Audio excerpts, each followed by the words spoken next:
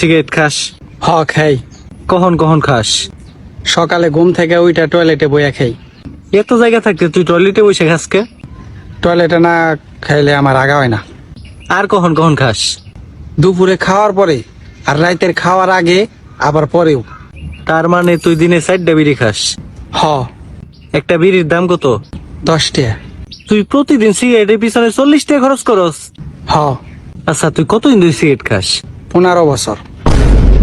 তার মানে তুই সিগারেটের পিছনে গত 15 বছরে 2,19,000 টাকা খরচ করছস? হ।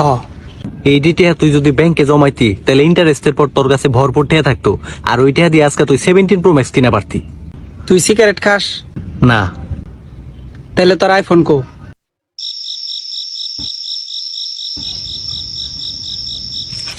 জ্ঞান দিবার আইছো না? তুমি না জ্ঞান দিবার আইছো?